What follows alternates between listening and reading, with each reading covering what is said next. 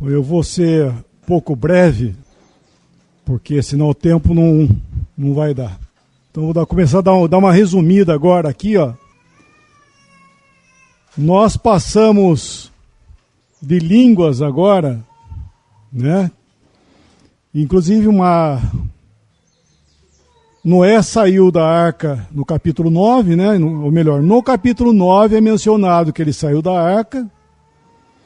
No capítulo 11 é mencionado a confusão das línguas, Babel. E no capítulo 10, ele, na verdade, seria, dizendo assim, teria que ser o 11 no capítulo 10, e o capítulo 10 teria que ser o 11 em Gênesis, tá?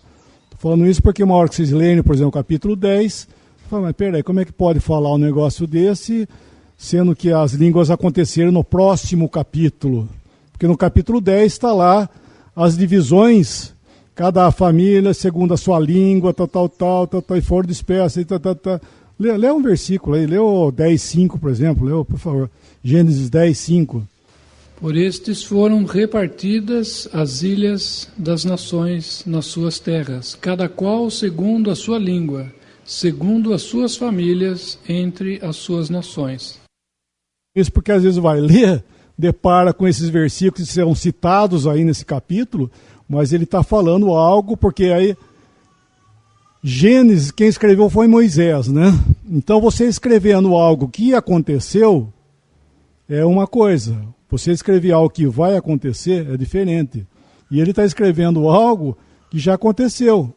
Então, narrando, ele pode fazer isso que ele fez, logicamente, no Espírito Santo, sem confusão nenhuma, está bem claro isso aí. Só estou dizendo para não confundir.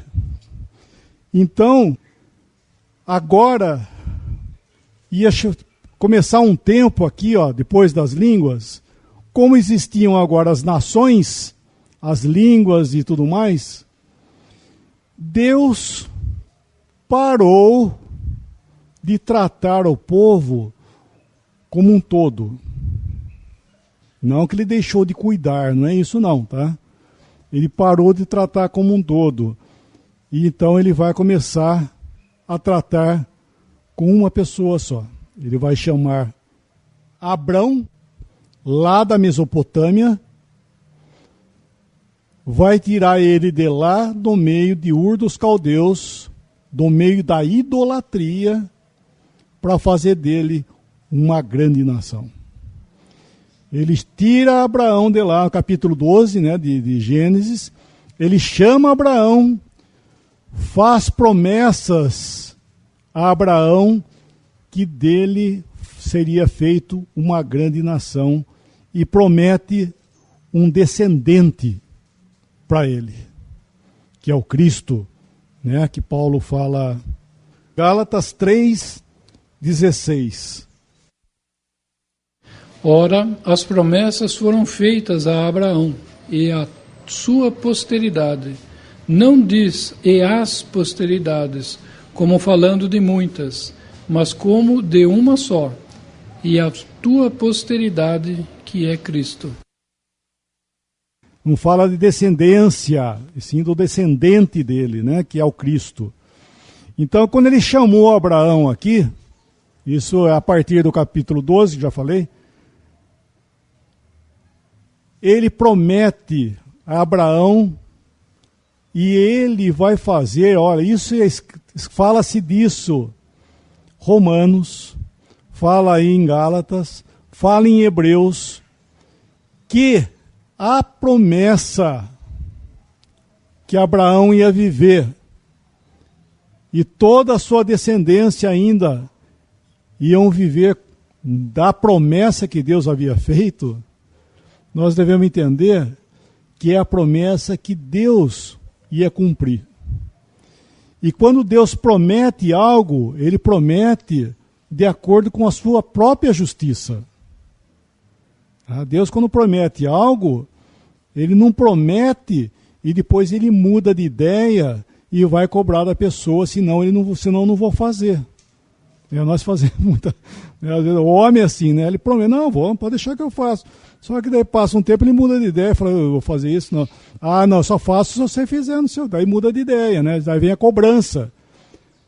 Deus, quando prometeu que ia fazer de Abraão uma grande nação, ele referia-se ao milênio, onde todas as bênçãos que nós vamos ver em Gênesis iam ser cumpridas aqui no milênio, porque a base das promessas seriam cumpridas com base na justiça que é Cristo. Tem um versículo lá de João 19, versículo 19 ao 22. E Pilatos escreveu também um título e pô-lo em cima da cruz. E nele estava escrito: Jesus Nazareno, Rei dos Judeus. E muitos dos judeus leram este título, porque o lugar onde Jesus estava crucificado era próximo da cidade. E estava escrito em hebraico, grego e latim. Diziam, pois, os principais sacerdotes dos judeus a Pilatos: não escrevas Rei dos Judeus, mas que ele disse: sou Rei dos Judeus. Respondeu Pilatos: o que escrevi, escrevi. Este é o Rei dos Judeus, e sim o que ele disse: eu sou o Rei dos Judeus. Pilatos falou: o que eu escrevi, escrevi. Por que ele fez isso e por que ele... Porque o milênio do qual o Senhor Jesus será e é, né, o Rei, as bases de todas as bênçãos do milênio, tudo que vai acontecer aqui, os fundamentos, está aqui na cruz do Calvário. Se o Rei dos judeus não tivesse passado por aqui, não haveria isso aqui. Então Deus usou Pilatos para dizer: o que eu escrevi, escrevi, porque se não fosse este é o Rei dos Judeus, não haveria milênio, não haveria bênção para eles, se aquele homem que estava ali na cruz realmente não fosse o Rei dos Judeus. Então todas as promessas que foram feitas a Abraão, teve a cruz, porque o descendente que era o vaso da promessa era o Senhor Jesus. Quando o Senhor Jesus esteve aqui, ele era o vaso de todas as promessas que Deus tinha feito, estava aqui numa pessoa, que era o Cristo. A presença dele aqui era o cumprimento para todas as promessas que Deus havia feito no passado, né? Principalmente concernente a Israel. Todas as promessas que foi esse tempo aqui que viveram, né? Abraão, Isaac, Jacó, os seus filhos, e a lei, que foi outra dispensação, essas duas dispensações estão ligadas com uma coisa só. Está faltando um nominho aqui que eu não coloquei. Israel. Tá? Essas duas dispensações só têm a ver com Israel, gente. Tá? Então isso aqui que nós não podemos também confundir, que é o que tem sido feito, né? Confusão. Dispensação da promessa, obrigado, e a dispensação da lei. Trata-se com o mesmo povo que é Israel. Só que aqui as promessas foi enquanto o povo estava vivendo somente esperando o cumprimento da promessa, coisa que eles pensaram que tiveram quando eles entraram na terra de Canaã. Mas eles não tinham, né? Como é que Hebreus 4, né, que fala isso. Vamos dar uma olhadinha ali. Hebreus 4, versículo 1 até o 10, por favor. Temamos, pois, que, porventura, deixada a promessa de entrar no seu repouso, pareça que algum de vós fica para trás. Porque também a vós foram pregadas as boas novas, como a eles. Mas a palavra da pregação nada lhes aproveitou, porquanto não estava misturada com a fé naqueles que a ouviram. Porque nós, os que temos crido, entramos no repouso, tal como disse: assim jurei na minha ira, que não entrarão no meu repouso, embora as suas obras estivessem acabadas desde a fundação do mundo. Porque em certo lugar diz assim, do dia 7º, e repousou Deus de todas as suas obras no 7º dia. E outra vez, neste lugar, não entrarão no meu repouso. Visto, pois, que resta que alguns entrem nele, e que aqueles a quem primeiro foram pregadas as boas novas não entraram por causa da desobediência, determina outra vez um certo dia, hoje, dizendo por Davi, muito tempo depois, como está dito: hoje, se ouvirdes a sua voz, não endureçais os vossos corações. Porque se Josué lhes houvesse dado repouso, não falaria depois disso de outro dia. Porquanto resta ainda um repouso para o povo de Deus. Porque aquele que entrou no seu repouso, ele próprio repousou de suas obras, como Deus das suas.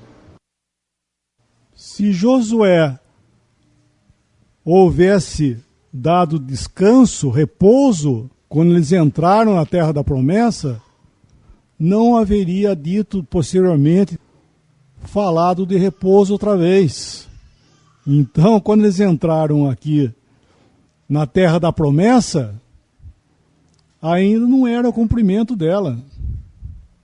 Entendeu? É isso que ele está falando em Hebreu. A carta, inclusive, é para os hebreus, que foi escrito, né? Para os cristãos hebreus. Então, eles passaram a promessa, esse tempo aqui, esperando a promessa, e quando entraram na terra da promessa, do qual Abraão, Isaac e Jacó peregrinaram aqui, quando eles entraram, na realidade ainda não era o cumprimento, porque o cumprimento está aqui no milênio. Estava faltando o quê? O descendente que é o possuidor de todas as promessas. Lê uns versículos em Gênesis.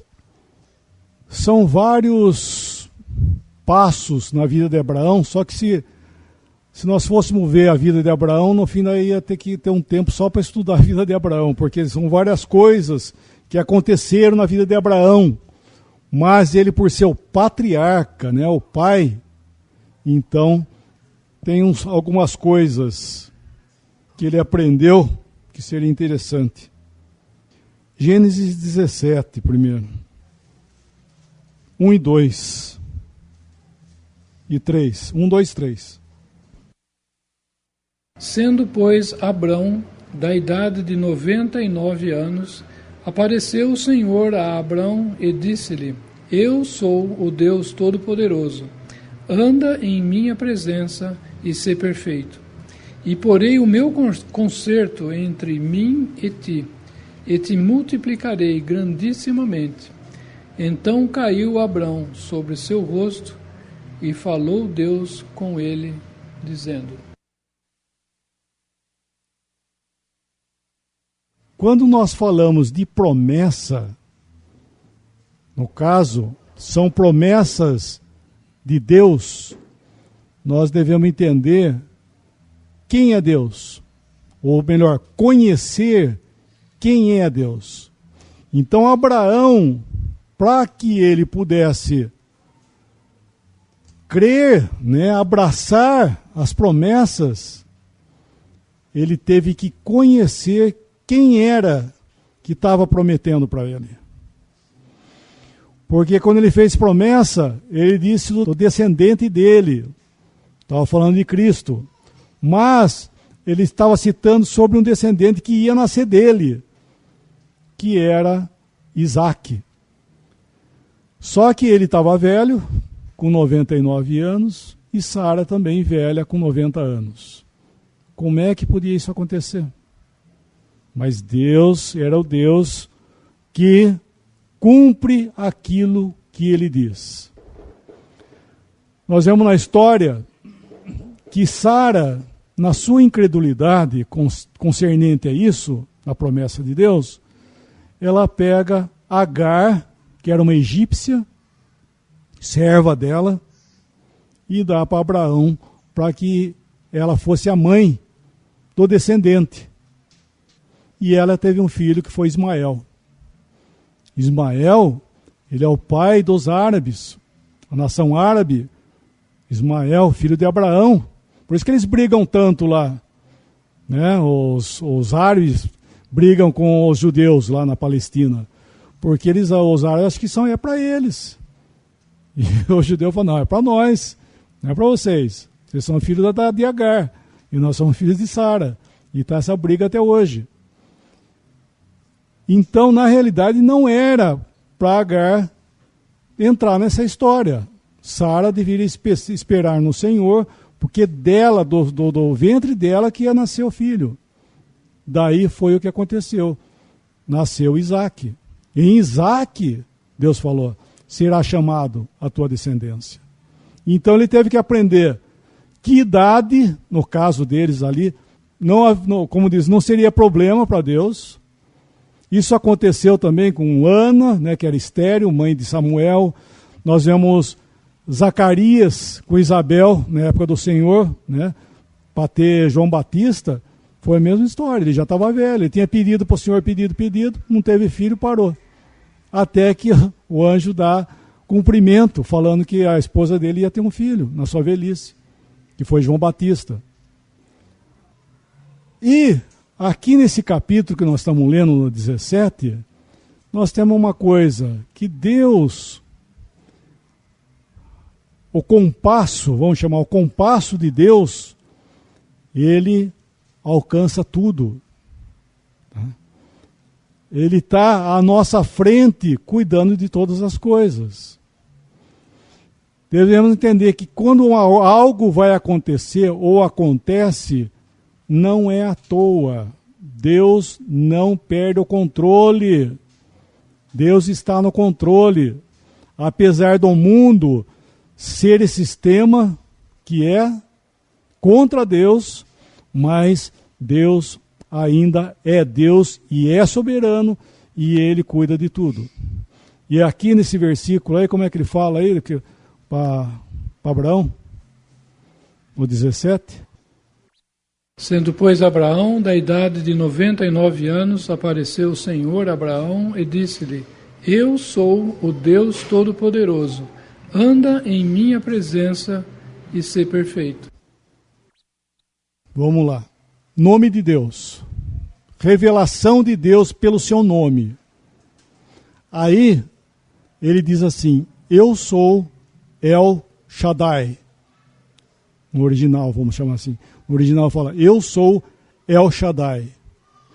Na nossa tradução, eu sou o Deus Todo-Poderoso. Anda na minha presença e ser perfeito. El já é Deus Todo-Poderoso. Mas no original está escrito El Shaddai.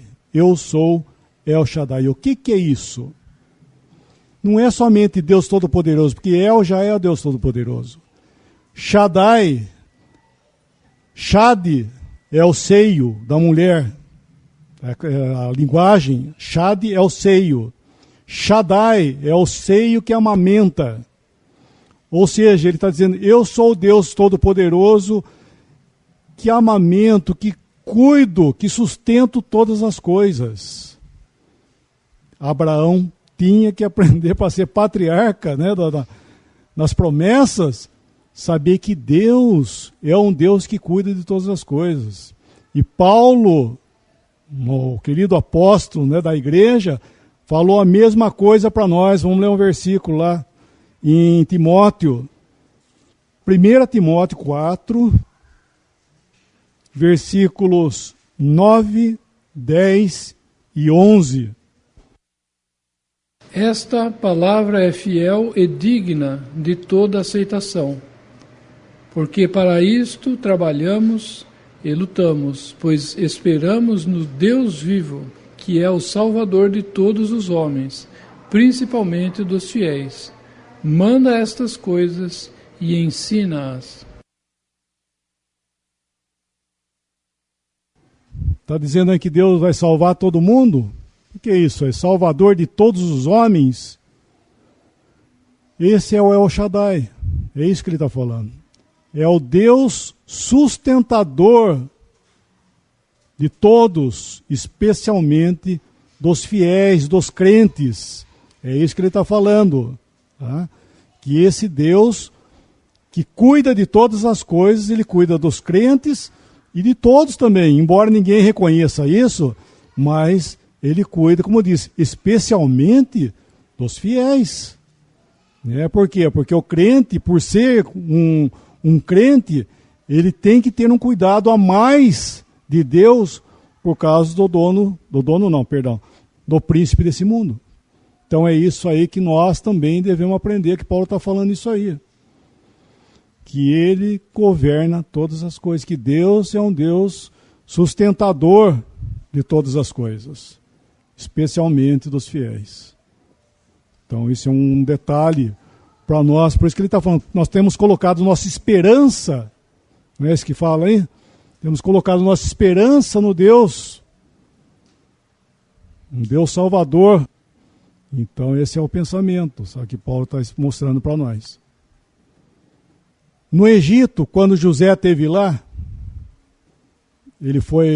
quando foi vendido pelos seus irmãos, e passou por tudo que ele passou também na história dele, quando ele é colocado no trono, no lugar de Faraó, para governar o Egito,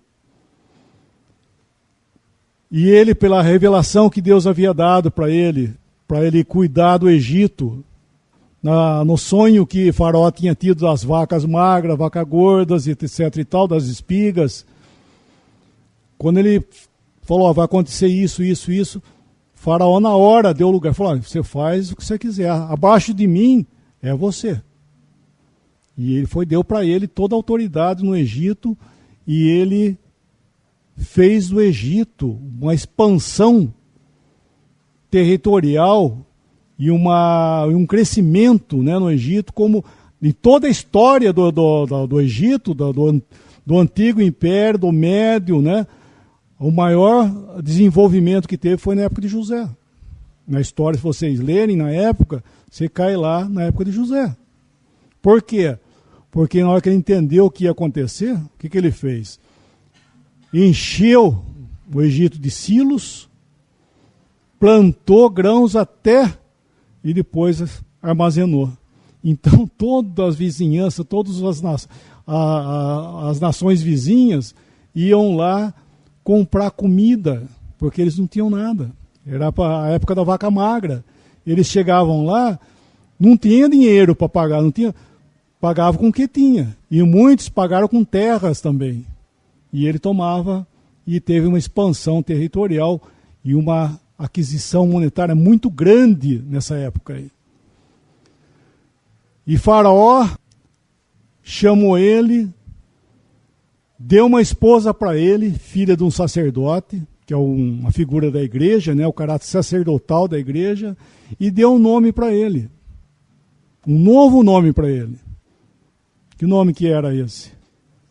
Zafenate-Paneia. Esse é o nome que Faraó deu para ele. E vocês sabem quer dizer o que é Zafenate-Paneia? Salvador do mundo e sustentador da vida. Esse é o caráter de Cristo. Ele é o Salvador do mundo e sustentador da vida.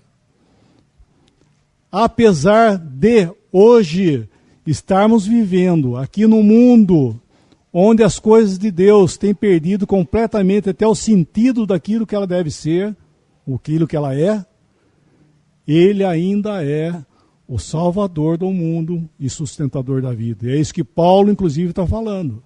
Ele é isso. Tá? Embora o mundo não creia, coisa e tal, ele está mantendo, ele está sustentando. Nós falamos ontem sobre a doutrina da rejeição. Falamos, né, alguma coisa, né, sobre que o mundo fala da doutrina da rejeição, né? O homem, na verdade, não sabe o que é isso. Não sabe o que é Deus endurecer e rejeitar. O homem não sabe o que é isso. Se Deus fizer isso, o que é isso? Né? Porque, primeiramente, nós vemos isso em Cristo. O que é Deus abandonar alguém? O Senhor Jesus, quando foi abandonado na cruz, e foi feito isso por causa do quê? De nossos pecados, não porque ele tinha algum problema, não era com ele, porque ele foi o nosso substituto, e ele levou sobre si os nossos pecados, e Deus julgou nele o pecado. E o que é julgamento de Deus sobre o pecado?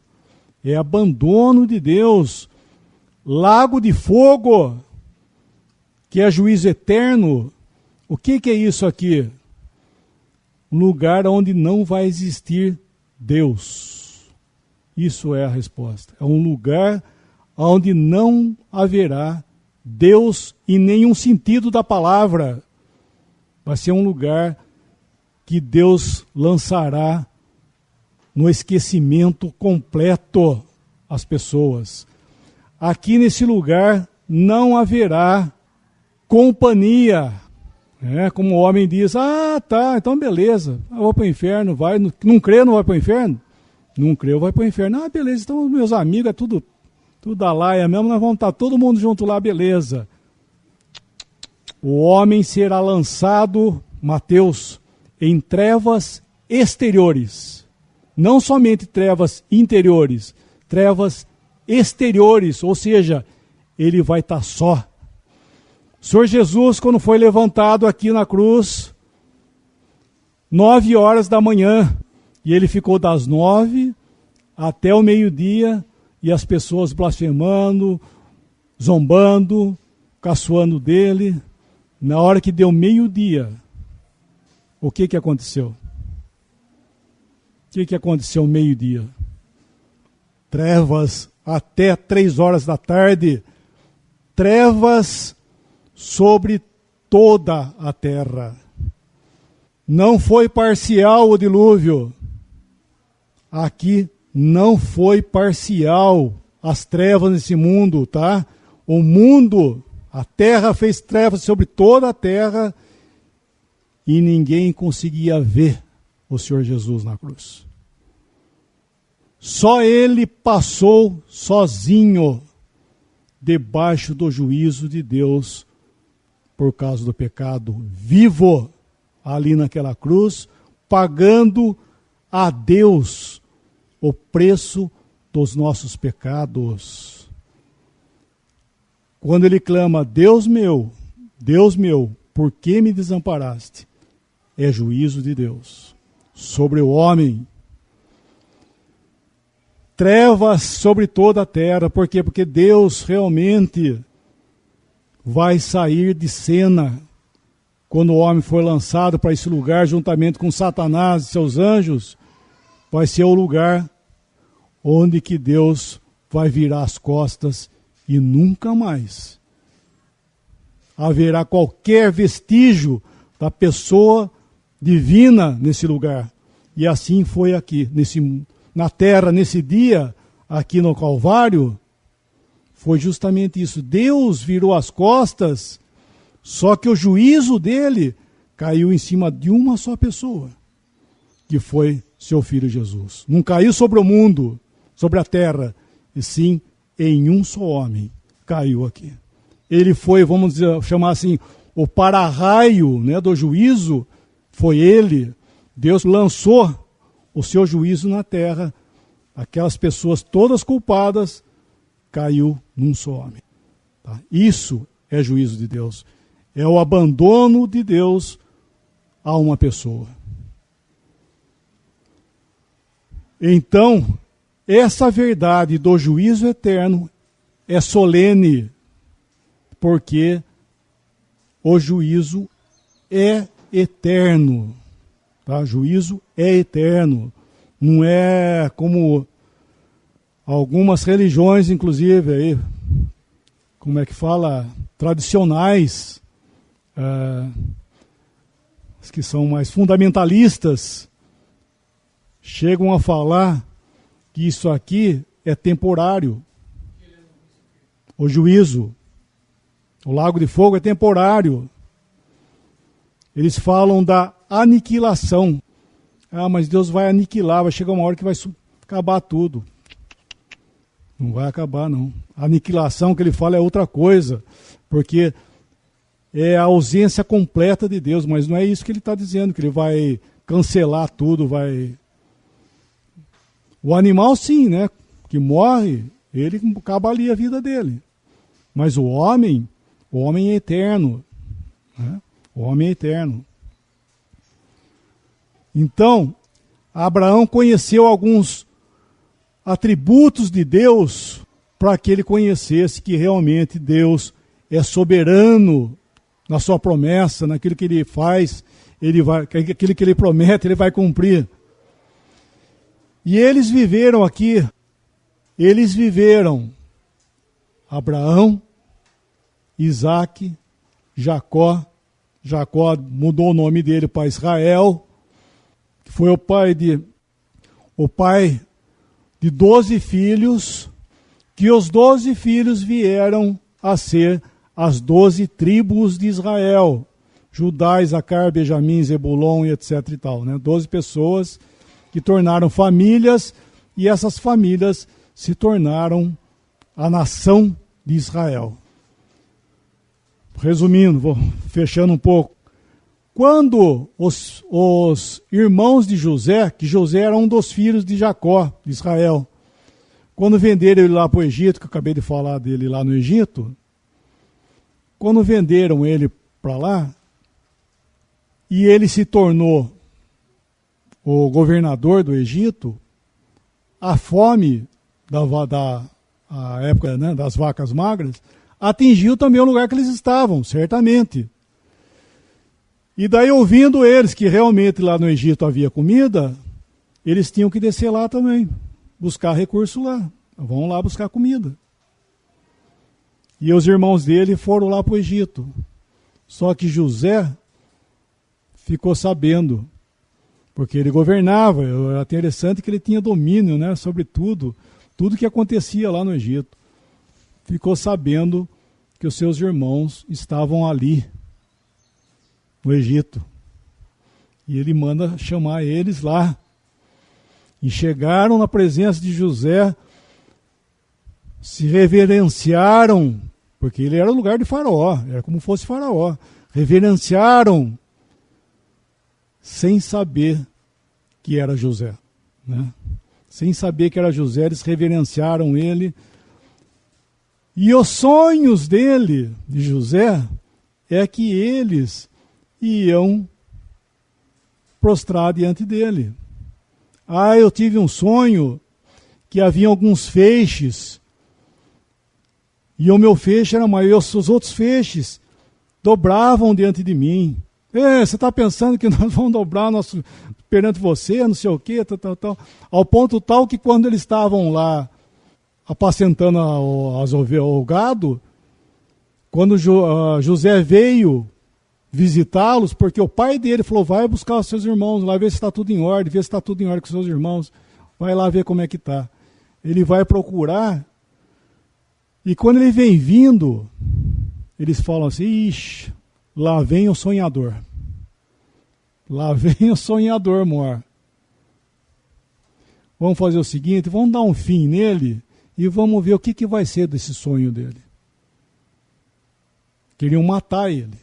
Só que daí o Senhor não permite isso, né? Que ele fosse. Então ele vai para o Egito.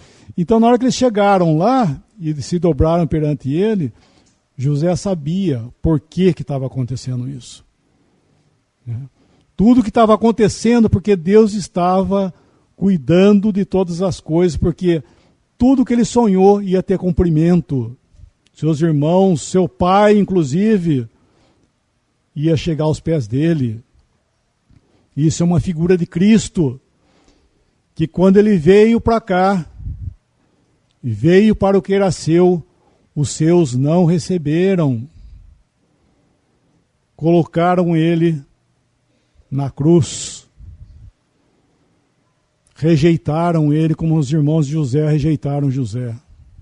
Mas, porque era necessário que isso acontecesse, foi que José passou por aquilo.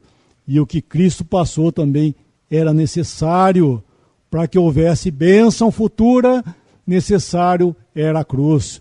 Para que os irmãos de José pudessem ser abençoados, ele teve que passar aquilo debaixo das mãos dos seus próprios irmãos. Isso era uma figura de Cristo.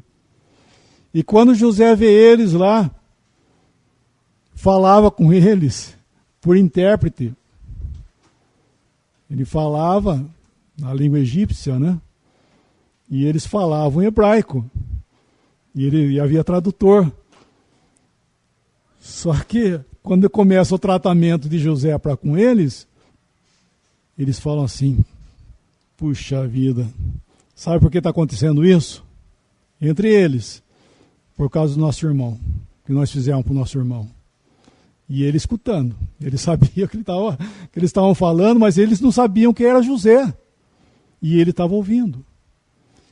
Era necessário que eles se arrependessem daquilo que eles fizeram para José. E assim, esse tempo de incredulidade que Israel está passando é juízo sobre eles, e eles vão passar ainda por esse juízo chamado a grande tribulação, para que eles se arrependam daquilo que eles fizeram para o Cristo, para o irmão deles, né, o irmão maior deles. Então isso aqui, como eu disse, aqui é Velho Testamento. E o Velho Testamento, quando nós vamos ler daqui a pouco, quando nos fala da promessa do Cristo, logo após a sua morte, isso aqui é um túmulo aberto, uma pedra removida isso aqui. Após a sua ressurreição, devido à sua rejeição, os judeus iam passar pela grande tribulação, como resposta, ou melhor, como resposta não, como consequência da sua rejeição. Para que depois dessa grande tribulação, em arrependimento, eles entrariam no milênio juntamente com o Cristo. Porque a promessa que o Cristo viria e entraria com eles, né, com o povo, na bênção. Então isso aqui é Velho Testamento. Isso é o que o Velho Testamento diz. Mais uma coisa do Velho Testamento, que haveria o juízo final, doutrina, salvação eterna, perdição eterna, sempre foi doutrina da Bíblia. Tá? Não é coisa do Novo Testamento, sempre existiu. Desde Sete, né? Desde Sete, que é o filho de Adão, desde lá já foi anunciado que haveria juízo sobre os homens ímpios. Então, juízo eterno sempre foi assunto. Isso é Judas que escreve, tá? Então, nós estamos encontrando aqui Velho Testamento. Então, esse povo aqui, os seus irmãos, né, de José, desceram lá para o Egito, e ele se revela aos seus irmãos. Ele falou: puxa, agora nós estamos roubados. É ele, é José que está aí, vai cumprir. Cumprindo-se o que aconteceu, os sonhos dele está cumprido. E o que vai ser de nós agora? Daí José fala para eles assim: não temais, porque Deus fez isso para a salvação, para a bênção de vocês. Então vocês podem ficar sossegados. Daí pegou, deu lá no Egito, o melhor da terra do Egito, deu para eles morarem lá. Veio o pai dele, desceu toda a comitiva e se estabeleceram no Egito. Só que a promessa para eles era o Egito? Não era o Egito. Era a terra de Canaã, do qual Abraão, Isaac e Jacó peregrinaram na terra da promessa, como fala no Novo Testamento. Peregrinaram na terra da promessa como em terra estranha. Não é isso que aconteceu com eles? Então eles tinham que fazer o quê? Eles tinham que voltar para a terra da promessa. Ah, mas o Egito estava bom, né? Daí ficaram por lá. Daí começou a procriar, crescer. Daí tem um versículo que fala assim, ó.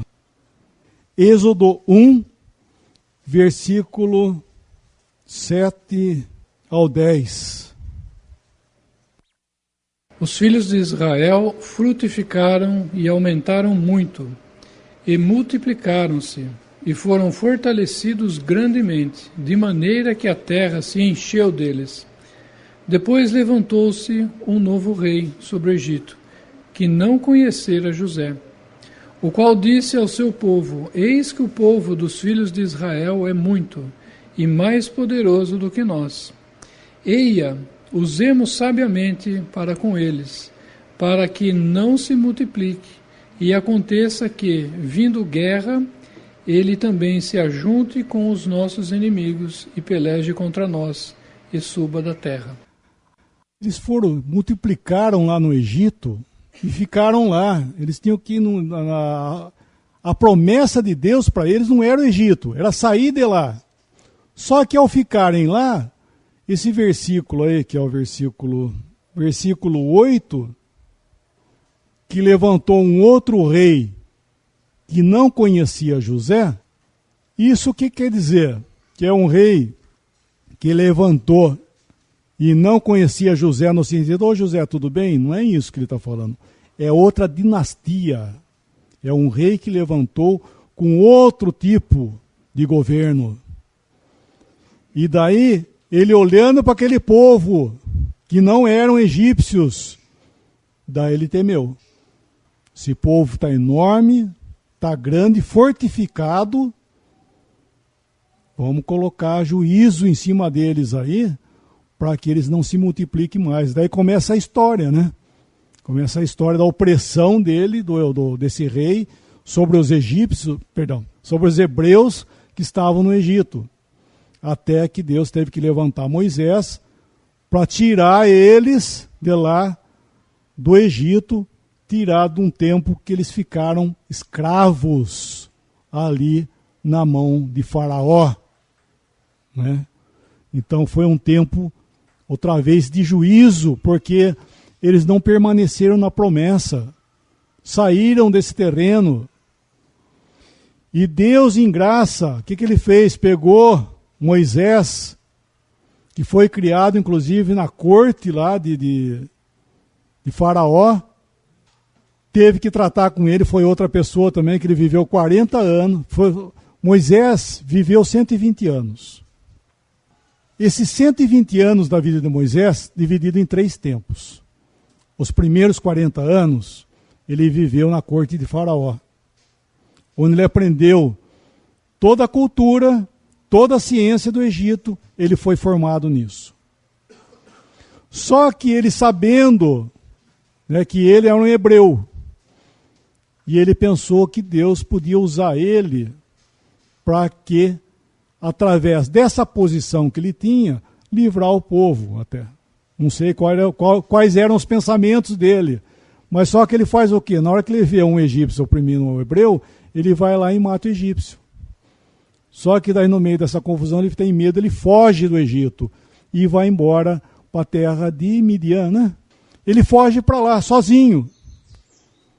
E lá ele fica, e lá ele se casa, e lá ele fica 40 anos nesse lugar. E no findar dos seus 40 anos, Deus aparece para ele lá na história da sarça ardente, que ele vai lá e vê o que é isso aí. Fica maravilhado porque ele vê que o fogo estava ali e não consumia as folhas, né? Daí ele chega mais perto, ele ouve a voz de Deus falando para ele: tira as sandálias do teu pé, porque o lugar que você está é santo.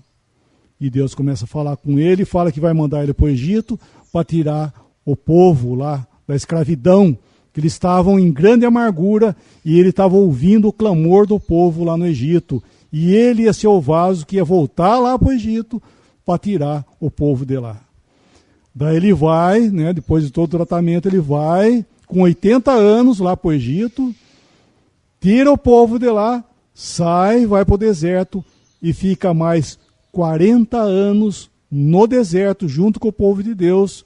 E na hora que eles vão passar para entrar na terra da promessa, Moisés morre ali no deserto e quem coloca o povo para dentro é Josué.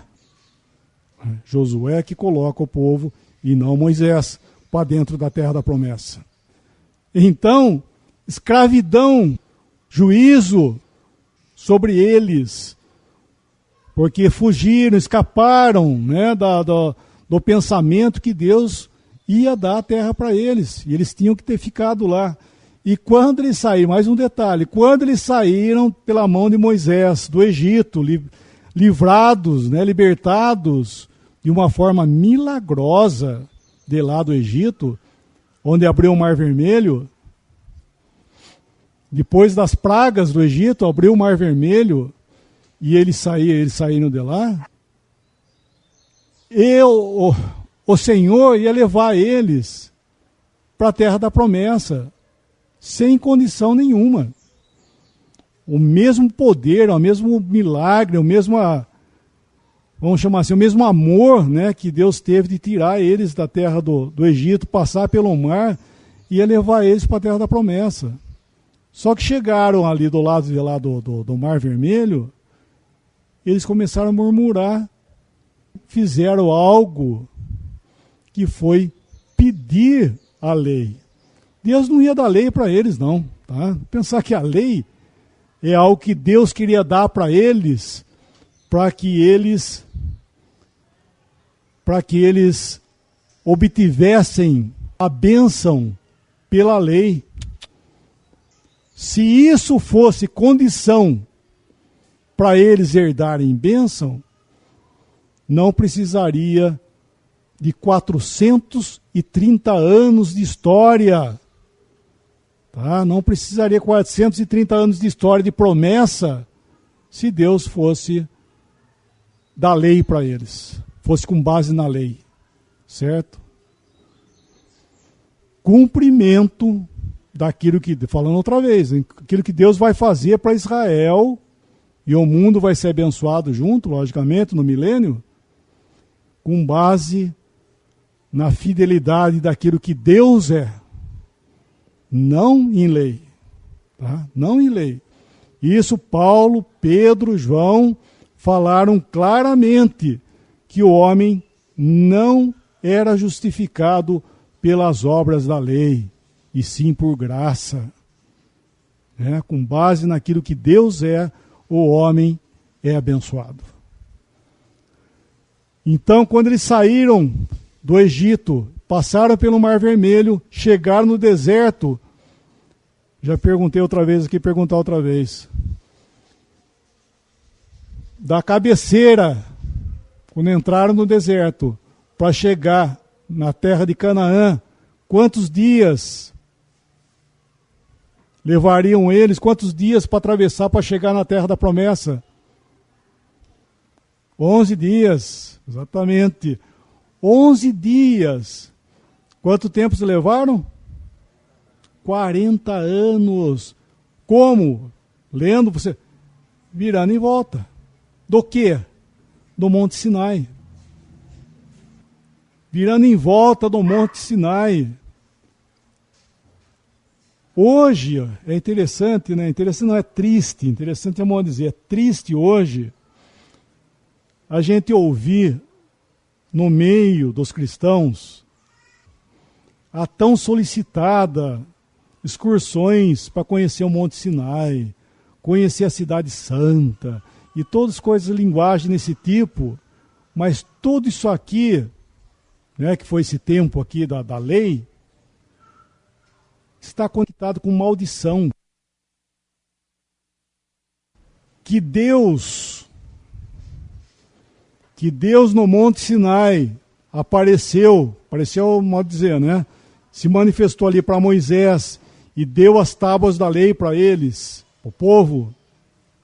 É uma verdade? É verdade. Deus apareceu lá no monte? Apareceu. Moisés desceu com as tábuas da lei, 2 tábuas. Chegam no pé do monte, ele viu o povo corrompendo-se no primeiro mandamento. Amarás a Deus de todas as coisas. O que ele faz? Quebra as tábuas. Volta lá, Deus escreve as mesmas palavras e manda ele descer outra vez. Ele chega lá, tinha lugar no povo para dar essas tábuas da lei? Também ainda não tinha. O que ele ia fazer? Quebrar? Não. Ele pega a arca, que era a presença de Deus no meio deles, e coloca as tábuas da lei dentro da arca. E ali fica. Lembra desse detalhe aí?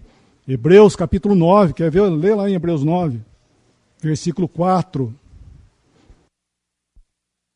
O tabernáculo que se chama Santo dos Santos, que tinha o incensário de ouro, a arca do concerto, coberta de ouro toda em redor, em que estava um vaso de ouro, que continha o maná. E a vara de Arão, que tinha florescido, e as tábuas do concerto. São as tábuas da lei que Moisés colocou lá, e lá ela ficou para sempre.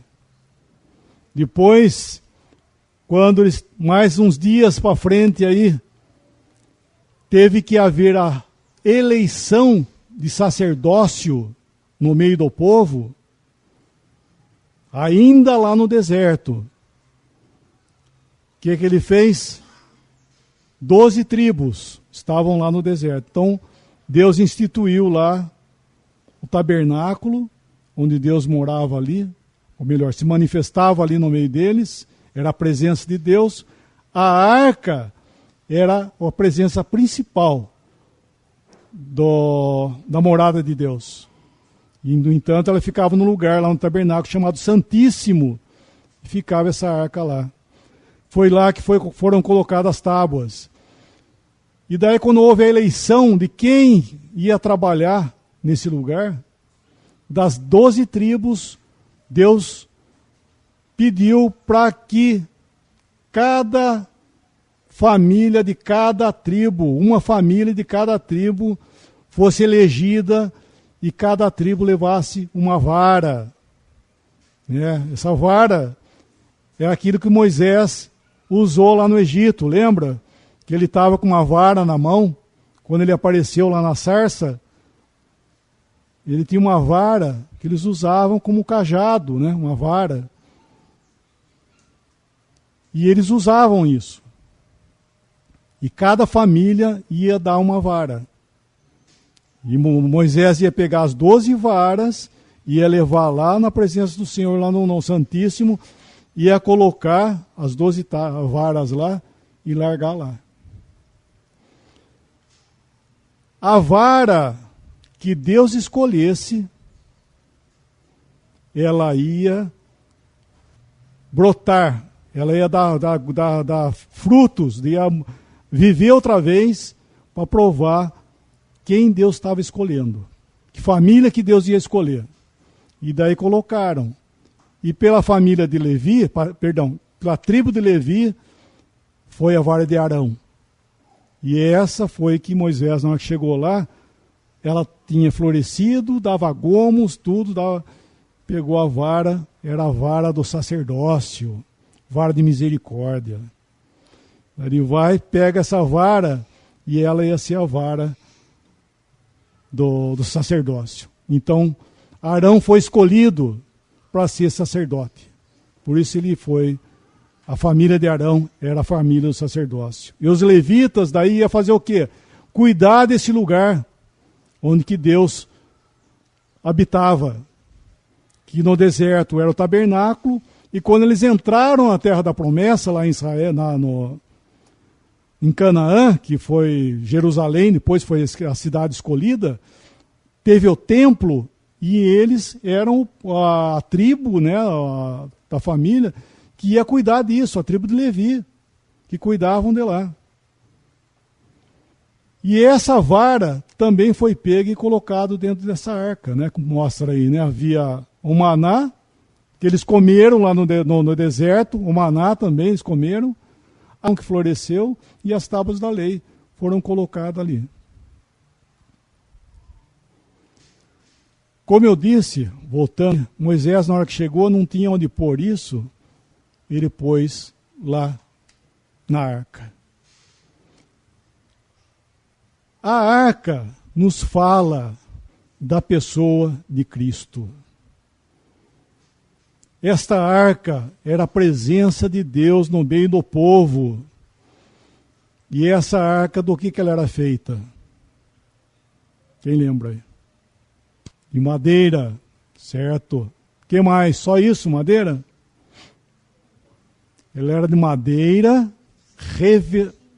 madeira de cetim, de acácia, né? E era revestida de ouro, todinha de ouro revestida. Tinha as argolas nas suas pontas, onde vinham os varais que passavam nas argolas, e os sacerdotes carregavam ela aqui, ó. Levavam ela aqui. Então isso era o trabalho dos levitas. Tinham 3 famílias que cuidavam disso aí, né? Que eram eleitas para fazer o serviço do tabernáculo no deserto, né? Então cada um tinha um trabalho. Um desmontava a tenda, os outros iam lá, cobriam os utensílios, e outros levavam os utensílios nos ombros. Eles eram cobertos, não era visível, não ficava exposto a olho, eram cobertos. Então, coatitas, meraritas, gersonitas. Eram as 3 tribos, 3 famílias, né, que cuidavam disso. A arca, feita de madeira e de ouro. Madeira nos fala da natureza humana. Tá? A árvore, madeira, isso nos fala de natureza humana. Por quê? Porque pertence à terra, suas raízes estão aqui na terra. E o Senhor Jesus, ele foi verdadeiramente, irmãos, um homem. Tá? O Senhor Jesus era um homem. Tá? Era um homem, quem via o Senhor pegava, era um homem. Não era um anjo, algum ente. Não, ele era um homem, tá? Nascido de mulher. Só que essa arca tinha mais o quê? Além da madeira? Ouro, que nos fala do que ouro na Bíblia? Sempre. Divindade. Então esse homem, ele tinha algo que não era visível aos olhos, que esse homem, quem ele era aqui? O Filho, Deus Filho. Esse é um milagre, tá? Esse é um milagre que compromete muitas vezes doutrinas concernentes à pessoa do Senhor Jesus. Devemos tomar cuidado. Essa arca aí, inclusive, ninguém, nem a mão podia colocar, né? Lembra quando foi colocado no carro de boi e ela deu aquela gingada assim, porque os bois não era para carregar ali, primeiramente, né? Era para levar nos ombros. Ela fez isso, Uzá foi lá e segurou ela para não cair. Ele caiu e morreu. Não podia pôr a mão, tá? Não era nem para olhar para ela devia ser coberta. Então esse homem aqui, irmãos, nós devemos cada vez de tocar nele. Cuidado com o que você está falando, que nós estamos falando de uma pessoa da divindade. Não é verdade? Um homem aqui presente nesse mundo Quem olhava não tinha aparência, nenhuma formosura, nada que nos agradasse. Mas esse homem era Deus. Deus, quando eles ouviram acerca do Emanuel, acerca do Cristo, eles pensavam que era um profeta, como Moisés falou, Deus enviará um profeta semelhante a mim, a esse vocês têm que ouvir, falando do Cristo. Mas eles não entenderam que quando eles foi anunciado do Emanuel, que quer dizer Deus conosco, literalmente era Deus conosco. Tá? Então, quando o Senhor Jesus esteve aqui, esse homem, a origem dele era aqui. Hebreus capítulo 7, quando nos fala de Melquisedeque, quiser ler o versículo, por favor, acho que é bom, né? Livro de Hebreus 7, versículo 1 ao 3. 1 ao 3. Porque este Melquisedeque, que era rei de Salém, sacerdote do Deus Altíssimo, e que saiu ao encontro de Abraão, quando regressava da matança dos reis, e o abençoou, a quem também Abraão deu o dízimo de tudo, e primeiramente é, por interpretação, rei de justiça, e depois também rei de Salém, que é rei de paz, sem pai, sem mãe, sem genealogia, não tendo princípio de dias, nem fim de vida, mas sendo feito semelhante ao Filho de Deus, permanece sacerdote para sempre. Esse Melquisedeque era uma figura de Cristo. Esse Melquisedeque é uma pessoa que existiu na época de Abraão. Mas por que ele era uma semelhança do Filho de Deus?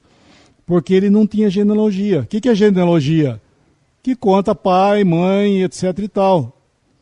E ele não tinha, ele aparece na história, quando Abraão volta da matança dos reis, né? Dos 5 reis, ele volta e sai de encontro a ele, Melquisedeque, que era rei e era sacerdote também, e abençoou ele. Era uma figura de Cristo. Por que ele fala aí que é uma figura? Porque ele era rei e sacerdote. O Senhor é rei, porque ele é o rei dos judeus, só que ele também é sacerdote, mas não aqui. Não aqui. Enquanto ele estava vivo aqui nesse mundo, ele não era rei. Perdão. Ele não era sacerdote, ele era rei. Porque sacerdote, que tribo que era que nós estamos falando? Família de quem? De Levi, né? E os reis vinham que tribo? De Judá, da família de Davi, do qual o Senhor pertencia. Então ele era literalmente, não apenas o Senhor, mas ele era rei, por direito, inclusive. Só que, sem pai, sem mãe, sem genealogia. O que fala aí? Sem princípio de dias. Esse é o ponto, não é isso que ele fala aí? Sem princípio de dias e sem fim de existência. Luiz, Lucas, Leia, cada um de nós aqui. Nós, seres humanos, nós nunca existíamos antes. Nós passamos a existir no dia que nós fomos gerados no ventre de nossa mãe. Há um milagre de Deus, a vida é um milagre de Deus. Gerar no ventre de uma mulher uma vida, não é verdade? Milagre de Deus gerar no ventre de uma mulher, apesar de haver tido uma relação, mas o princípio, quem dá a vida é Deus. Por isso que o homem não tem autoridade sobre a vida, né? Só que no momento que é gerada uma vida, essa pessoa nunca existiu antes. Tá? Pensar algo parecido é espiritismo, não é verdade? É reencarnação, como dizem, né? Esse ser que passou a viver ali, aquela pessoa, ela não existia antes. Ou seja, o Lucas aí, ó, você não existia antes. Você é o que você é e sempre vai ser, eternamente. Tá? O homem não tem fim de existência. Tem fim aqui na Terra, que o homem pensa que acabou tudo. Não acabou, continua. Tá? Então, só que nós não temos, como o senhor tinha, ele não teve princípio de dias. Há uma doutrina, deixa eu lembrar o versículo, Provérbios 8, versículo 22. O Senhor me possuiu no princípio de seus caminhos e antes das suas obras mais antigas. Este versículo tem uma versão, inclusive, que não está correta, fala dele como criado. Esse versículo, esse possuir aí, é que já existia. É que já existia. Isso nos está falando da pessoa do Senhor Jesus, do Filho, que desde as suas obras mais antigas, ele já estava lá com o prazer de Deus. Quando ele esteve aqui, e foi dito dele aqui, enquanto ele estava vivo, 3 vezes, este é meu filho amado, em quem me comprazo. O deleite de Deus sempre foi a pessoa do Senhor Jesus. Essa relação. Então esse versículo aí fala, não diz que ele foi criado, mas que sempre ele esteve com Deus, sendo o deleite de Deus. Então, ele já existia antes, né? Só que ele milagrosamente nasceu aqui da Virgem Maria, né? Bem-aventurado, Gabriel disse para ela, bem-aventurado és tu entre as mulheres, porque de ti nascerá o Cristo. Tinha a profecia de Isaías, você senta aí, a Virgem conceberá da luz a um filho, como é que é mesmo? Isaías 7,14. Portanto, o mesmo Senhor vos dará um sinal. Eis que uma virgem conceberá, e dará à luz um filho, e será o seu nome Emanuel. Alguém tem outra versão, hein? Portanto, o Senhor mesmo vos dará um sinal. Eis que a virgem conceberá, e dará à luz um filho, e lhe chamará Emanuel. Quem dará à luz? Uma virgem? A virgem. Não uma virgem. A virgem. Porque somente uma virgem, a virgem, é que ia conceber e dar à luz. E quando o Gabriel chega para Maria, fala, bem-aventurado és tu entre as mulheres, porque ela era a virgem que ia conceber e dar à luz. Sobre ti descerá a virtude do Altíssimo, e de ti há de nascer. O ente santo que de ti há de nascer será chamado Cristo. Filho de Deus, e está ali, vai falando de quem seria, ou melhor, quem seria o filho dela que ia nascer. Só que Gálatas 4:4 fala que ele foi nascido de mulher. A grande diferença que o Senhor Jesus não foi gerado pelo homem, nascido de mulher e não de homem. Vocês lembram de Eva? Olha, voltando lá no comecinho, a primeira mulher, quando deu juízo para Satanás ali, ele falou que o descendente dela, não é isso? Lembra esse versículo? Gênesis 3. Vê lá, Gênesis 3. falando para Satanás, dá uma olhadinha aí, Gênesis capítulo 3, ele dá sentença para o homem, dá sentença para a mulher, né, do juízo, e quando fala para Satanás, ele fala o que aí? O que fala aí? E porém inimizade entre ti e a mulher, entre a tua semente e a sua semente.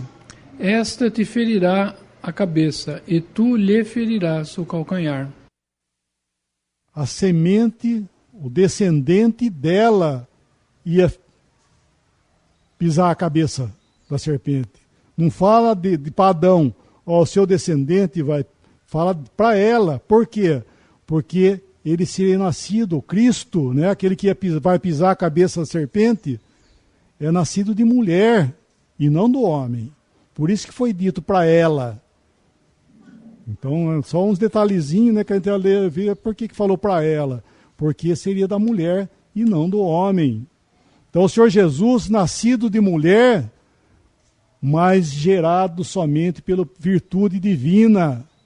O mesmo milagre que Deus dá à vida, como acabei de dizer, no ventre de uma mulher, foi o mesmo milagre, só que gerado pelo poder somente de Deus, e não o homem teve alguma coisa que ver com isso.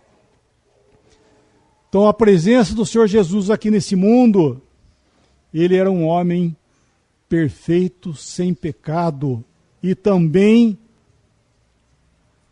era Deus nascido aqui em forma humana. 2 Coríntios 5, versículo 18 e 19. 2 Coríntios 5, 18 e 19. E tudo isto provém de Deus, que nos reconciliou consigo mesmo por Jesus Cristo, e nos deu o ministério da reconciliação. Isto é, Deus estava em Cristo reconciliando consigo o mundo, não lhes imputando os seus pecados, e pôs em nós a palavra da reconciliação. Deus estava em Cristo. Esse sentido de palavra não é o mesmo que Deus esteve com Moisés, né? Deus esteve com Noé, não é verdade? Deus esteve com Abraão. Esse sentido da palavra é estar em. Ou seja, Hebreus capítulo 1 também, quando fala assim, havendo Deus outrora falado de muitas vezes e de muitas maneiras aos pais pelos profetas, nesses últimos dias nos falou em Filho. Tá? Porque normalmente se lê lá, havendo Deus falado de muitas maneiras aos pais pelos profetas, nesses últimos dias nos falou pelo Filho, como fosse mais um. Não é isso. Falou em Filho. Ou seja, o Filho estava aqui falando, Deus presente falando entre os homens. Tá? Então tem uns versículos que, não bem aplicado, compromete a deidade e a divindade dessa pessoa, desse homem que teve aqui, que é o Filho, Deus Filho, aqui nesse mundo. Só um detalhezinho, nosso estudo aí, por que existiu o caos? Queda de Satanás. O que ele fez para que isso acontecesse? O que ele fez? Quis ser igual a Deus. E caiu e aconteceu essa desgraça. Aqui, por que aconteceu isso aqui? Aqui na inocência, quando Adão estava aqui na inocência, entrou maldição e morte. Por quê? O que aconteceu ali? Exatamente, queriam ser igual a Deus. Não é isso que ele falou para Eva? Deus sabe que no dia que dela comerdes, ou do fruto, né? No dia que dele comerdes, se abrirão os vossos olhos e como Deus sereis conhecedor do bem e do mal. Olha que maravilha. Então, esses dois acontecimentos, dois fatos que têm seus frutos até hoje, foi o quê? Personagens que deixaram o seu estado original para desonrar Deus. Lúcifer deixou seu estado que Deus havia dado para ele para desonrar Deus. O homem deixou seu estado no qual Deus deu para ele para desonrar a Deus também. O Filho, Deus Filho, sendo Deus, deixou o seu estado original. Ele abandonou, irmãos, o seu estado original. Isso é Filipenses capítulo 2, versículo 5 em diante. Que ele, sendo em forma de Deus, não julgou por usurpação ser igual a Deus. Antes, a si mesmo se esvaziou, assumindo a forma de servo e reconhecido aqui em semelhança de homem, obedeceu, indo até a morte e morte de cruz. Então, esse homem aqui, a sua origem é lá no céu, é lá na eternidade, sendo Deus. Ele largou, ele deixou esse estado para nunca mais voltar lá, a ser o que ele era. Ou seja, ele assumindo essa forma humana, que ele é o homem. Quem que era o homem? Jesus. Até em Filipenses capítulo 2, Paulo falando, ele fala assim, para que ao nome de Jesus se dobre todo o joelho. Por que ele não fala o Senhor Jesus? Porque ele está falando daquele homem nascido de Maria, esse Jesus, para que ao nome de Jesus se dobre todo o joelho e toda a língua confesse que Jesus é o Senhor, para a glória de Deus, porque esse homem deixou o seu estado original para glorificar Deus e não desonrar Deus. Ele veio pagar aquilo que ele não roubou. Não é isso que as profecias? Veio substituir, veio pagar aquilo que ele não roubei. Então, restituir o que não roubei. Ele veio aqui para glorificar. Então, quando nós falamos dessa pessoa, cuidado até onde você vai mexer. Tá? Porque ele era homem? Sim. Mas um homem? Sim, um homem em todos os sentidos da palavra, um homem realmente. Tinha fome, tinha sede, tinha canseira e morreu. Tá? Um homem somente pode fazer isso. Mas ele era aquele que podia curar, podia ressuscitar umas pessoas da morte e as coisas tais que somente Deus pode fazer, certo? Então havia nessa pessoa essa maravilha. Acho que melhor parar por aí, não? Na verdade já teria muito falado. A pessoa é maravilhosa, né? Mas nós estamos aqui, nós vamos falar ainda, por favor. Nós temos que falar dessa lei aqui, do que aconteceu, senão nós não vamos entender umas partes do Novo Testamento. Se não entender o que aconteceu aqui na lei, vai faltar. Tá? Então, se o senhor permitir, nós vamos falar da lei, meio resumido também, para poder dar tempo, mas se Deus quiser.